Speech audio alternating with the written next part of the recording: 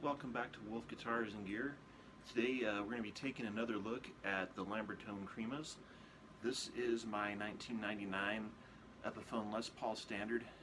I've had it ever since then. It's been my #1 guitar. As you can see, it's got a couple war scars on it from over the years. A few weeks back I switched out the stock pickups for Lambertone Cremas that I got because I've heard a lot of good things about them and just kind of wanted to give them a shot. And I've always been a big fan of Jimmy Page and his guitar playing with Led Zeppelin. It's a big reason why I play Les Paul in the first place. And just growing up, reading guitar magazines and hearing about the Jimmy Page wiring option has always intrigued me with all the different varieties of things that you're able to do with that style of wiring. It's super complex, and so when I got these pickups, that was the idea, is to give this guitar the Jimmy Page wiring. And so rather than going out and spending $2,500 to get a Gibson Les Paul Jimmy Page model, I just decided to kind of more or less do the work myself with hand picking my own pickups and wiring. So I used 920D custom wiring harness that they already have with the Jimmy Page setup on there. I'll include some pictures of it. It was super clean wiring, really cool, really easy to work with as far as what they gave me to do there. So very happy with that. So for those of you who may not be familiar with the Jimmy Page wiring, what it does is it gives you 21 different tonal options. So right now, all 4 of these are actually push-pull pots, and they do different things. So the 2 volume pots, each one splits off the appropriate pickups to single coils, and then if you pull up on the bridge tone, that gives you a out of phase sound. If you pull up on the neck tone, it connects to your pickups in series instead of in parallel, which adds a boost of power and kind of thickens up the tone. So that's really cool. It might sound confusing, but it's really not. Right now, with everything in the down position, this guitar plays like it would stock. So in other words, we can start off with just the neck pickup, and you can hear that.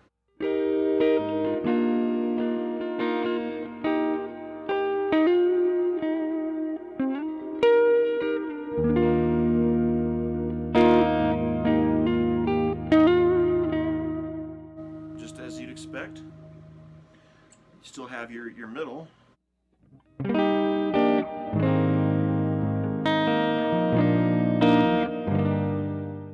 You still have your bridge.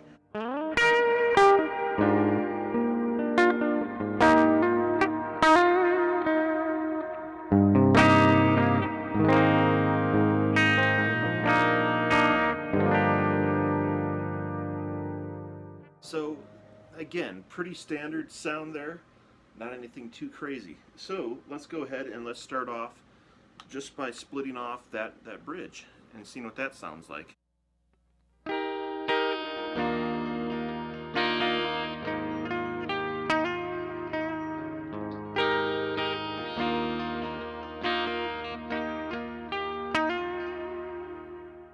It's not a bad tone, but as you can hear, it's fairly weak.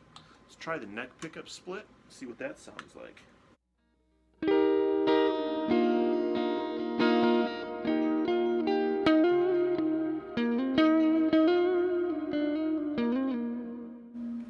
So that's actually one of the nicer split humbucker tones that I've heard, but again, massive volume drop. So again, we can split off both of these or have either one done, so you can have humbucker in the neck, single coil in the bridge, or vice versa, or both single coils. So here's both single coils.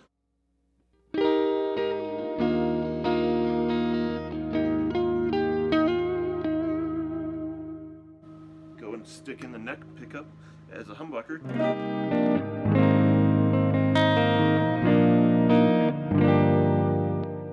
Reverse it.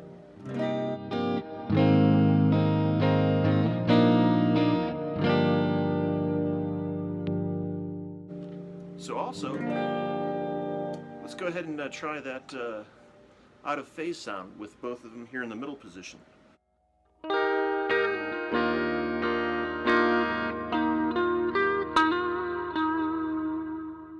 So as you can hear, that's kind of really nasally.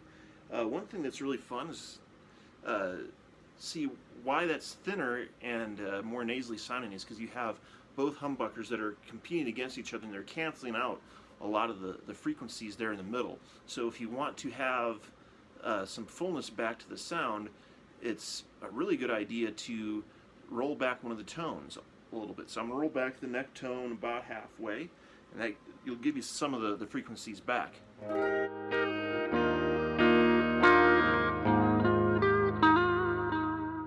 So again, not so bad there, but another thing you could do, put that back up at 10, I'm going to split the bridge pickup to a single coil. So now you have single coil in the bridge, humbucker in the neck, out of phase.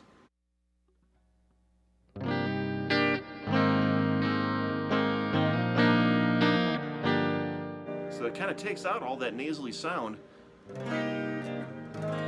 but it still changes that guitar output. So we're going to go ahead and pull the series knob and you'll hear the difference. So we'll do that midstream so you can just see the contrast.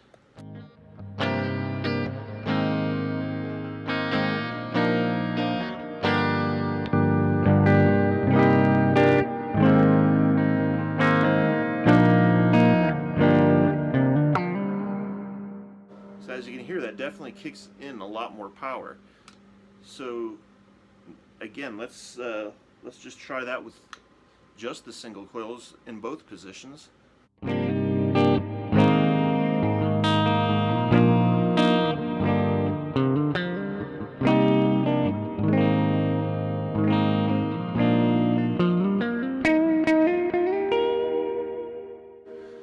So that adds in that power back, which is really interesting.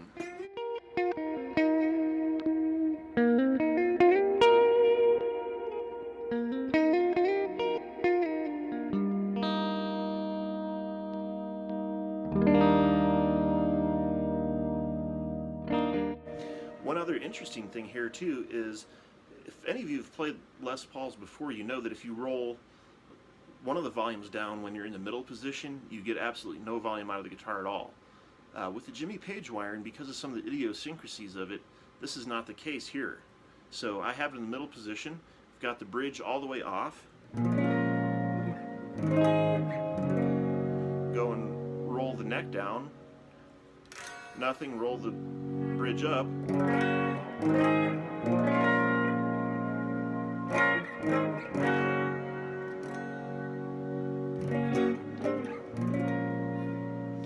so just, again, not a big deal, but kind of an interesting little thing. Another thing, even though the series and the out of phase really only affect it when you're using both pickups, it's interesting here when I'm just on the neck pickup, there's the neck humbucker. If I pull that series knob,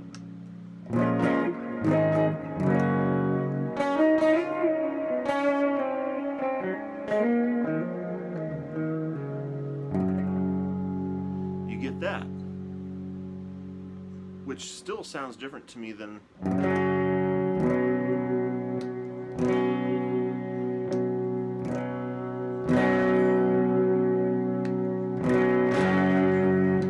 it automatically switches you to that middle position if you just pull up on that series knob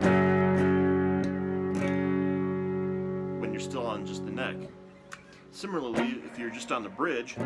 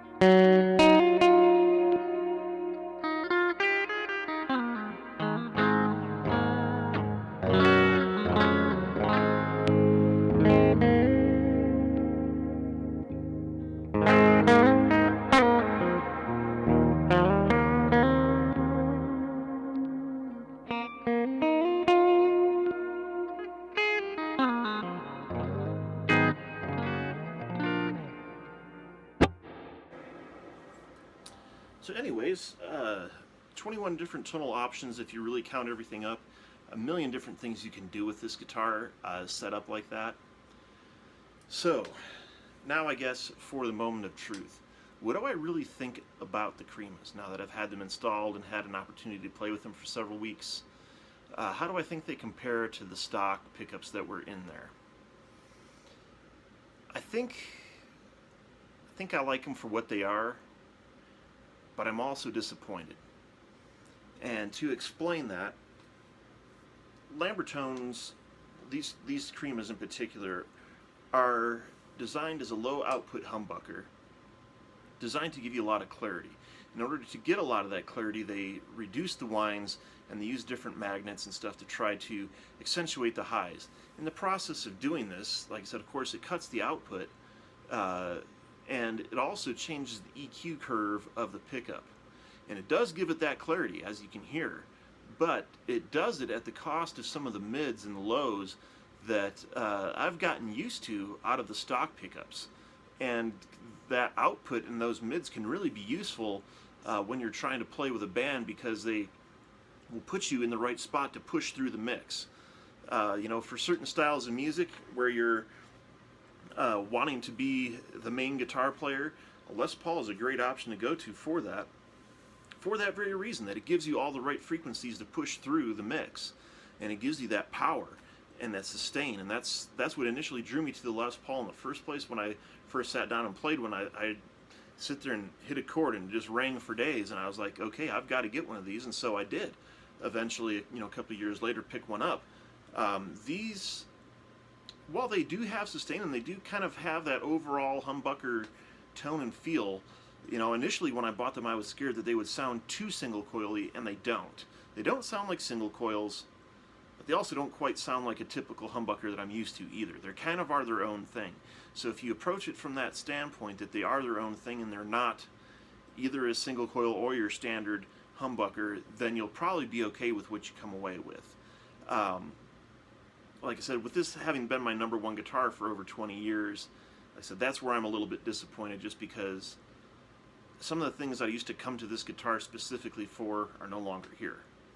It does its own thing now, and it has this other sound that's really good, and I have no complaints about that. Certainly, Curtis has done a great job making these pickups. Very high quality, great customer service, nothing bad to say about the company whatsoever. But as far as personal use and expectations, I think it really comes down to who you are as a player, what suits you. If you're typically a single coil player and you're trying to come to humbuckers, these are probably the humbuckers you're going to like. If you're typically off-put by a humbucker with all those mids and with all that power that distorts a lot earlier than a single coil would, then these may be right up your alley. On the other hand, if you're like me, who's been playing humbuckers for 20 plus years and you have that in your head as far as what you're used to, this may be an adjustment.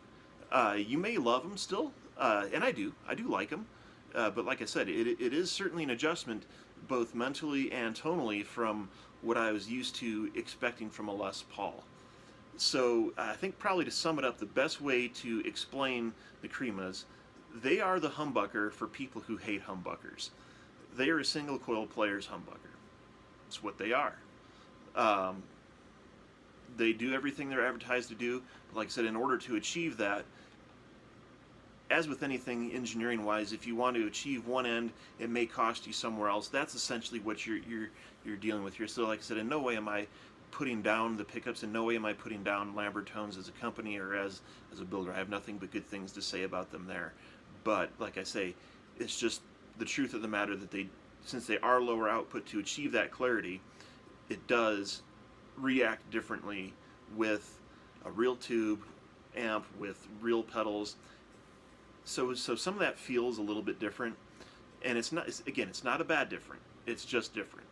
So you may love it, you may hate it. You know, maybe certainly playing into some of these more digital options that are out there, such as the Helix or some of those things.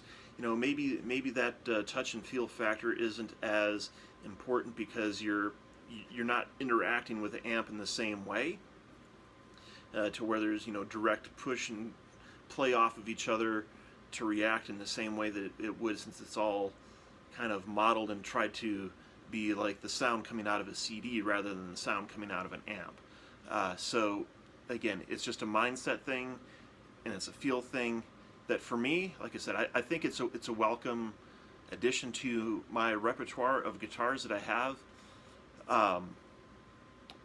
But it does make me at the same time a little bit sad for missing what this guitar used to be able to do that now it no longer can. By the same token, I still have other guitars that I can go to for that stuff, so it doesn't hurt my overall approach and I guess arsenal of guitars that I have to achieve the tones I want from that standpoint. But just wanted to kind of give an honest 2 cents, since everyone else is going to be giving you hype and everyone else is going to be just raving about how awesome they are. I wanted to kind of share maybe a different viewpoint. And again, not to bash the product, because there's nothing wrong with them. They sound fantastic, and they do everything they're advertised to do. But they do have some drawbacks and some things that may be different from what you might expect right out of the bat. So I hope that helps. And so that's it for this time on Wolf Guitars and Gear. We'll see you next time. Hit the subscribe button, hit the notification bell so you get all future episodes just as soon as they're uploaded. Thanks, and have a great week.